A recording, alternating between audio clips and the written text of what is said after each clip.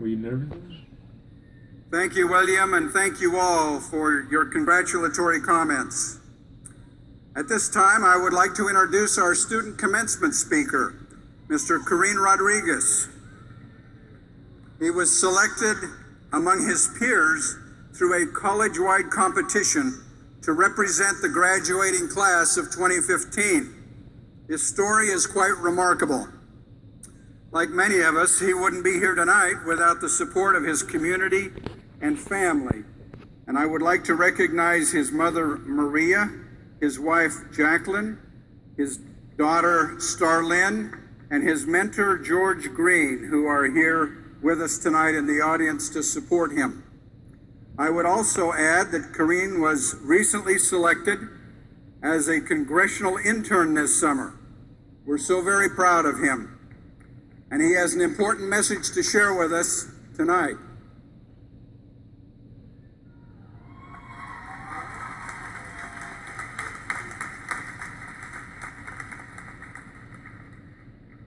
Good evening, everybody. The view here is amazing, so before I start, I gotta give one for the Snapchat, so just give me a second.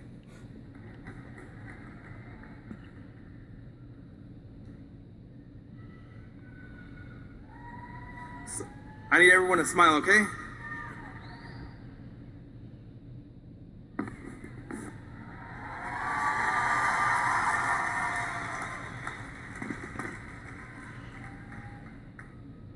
Thank you.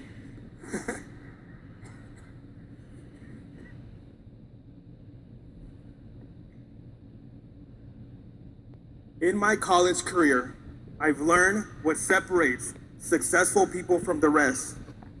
It is not a lack of physical strength nor intelligence, but a lack of willpower. We have embraced willpower and are now starting the next chapter of our lives. Class of 2015, we are college graduates. I want to give a special shout out to our families, friends, and the people who make up the College of Southern Nevada community. Because without your help, we wouldn't be here today. Also, I want to speak of my mother, Maria Saavedra.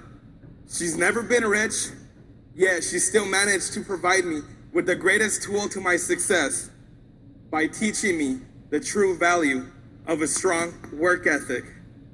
Gracias, mamá.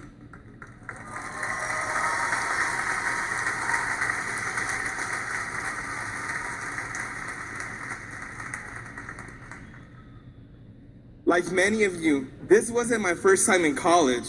In the spring semester of 2009, I signed up for 15 credits. When I entered the English 100 classroom, I started to fail. Weeks later, I was overwhelmed, stressed, and eventually dropped out of college. I was afraid of failure. I lived that fear. I became a statistic, a college dropout. In the summer of 2012, I had a 1-year-old baby girl and was struggling financially. Then one day, I met George Green, my mentor, and now a very good friend. He convinced me to go back to college so I could provide a better future for my family. At that time, life was hard.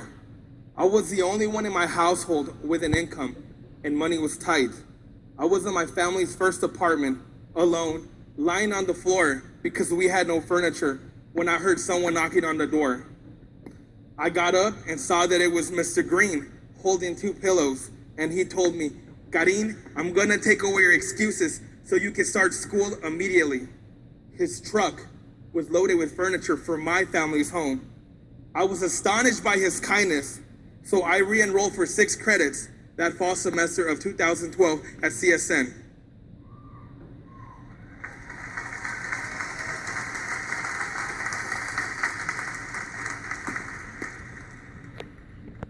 Over time, I increased my credit load as I realized that I was actually pretty good at school.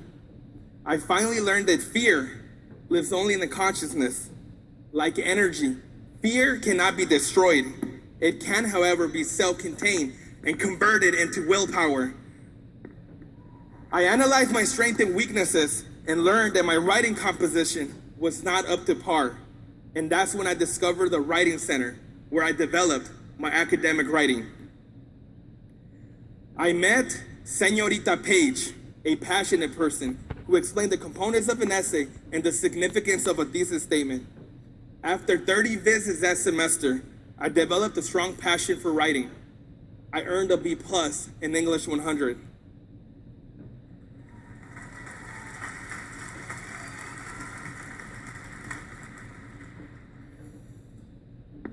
Then when taking English 102, I did well with the assistance of the Writing Center.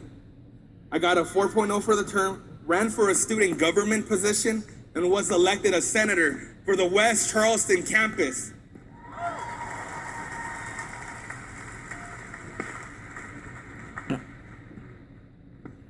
That following summer, I met Donny Talavera and Laura Decker from Trio, since I'm first in my family to attend college.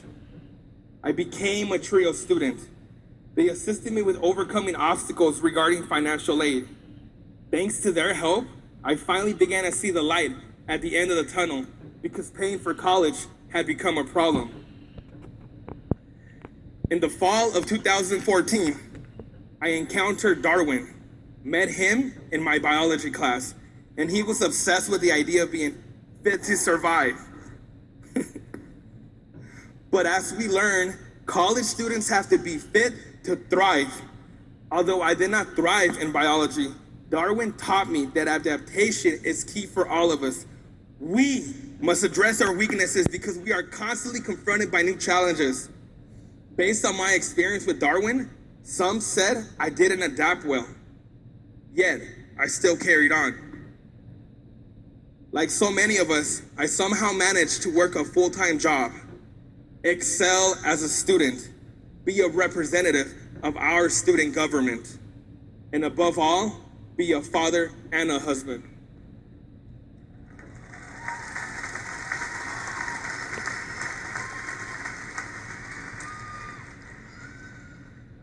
I would have to constantly remind myself that all the time I have invested in school was in the best interest of mi familia. During this past semester, I felt like throwing in the towel and calling it quits because of my struggle with biology. So many important obligations were all competing for my time. The struggle was real. But when I saw my 3-year-old daughter sitting on the floor reading my biology book, excitedly saying, "Daddy, look, look, it's a butterfly," I started to cry. Because at the age of 2, she had been diagnosed with a slight degree of autism, yet I now saw her reading with excellence. She was unafraid. With hard work and dedication, I was focusing on living excellence for myself and for her. I passed all my classes that semester.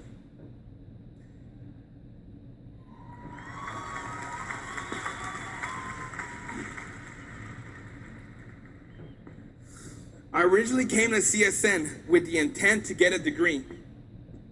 Yet, I came out with more, a larger perspective on life.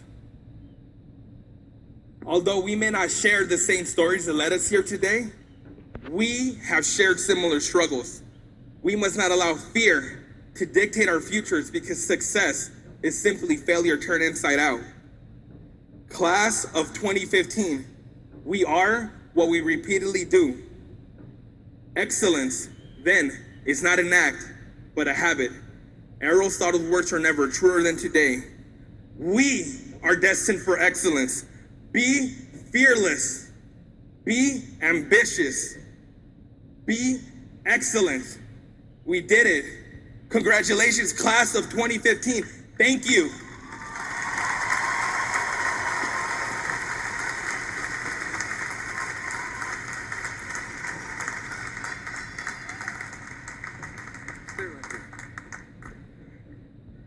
Karin, thank you for those wonderful words tonight and that great message. We have a memento we would like to present to you. I think we have a photographer right down here. Come right over here.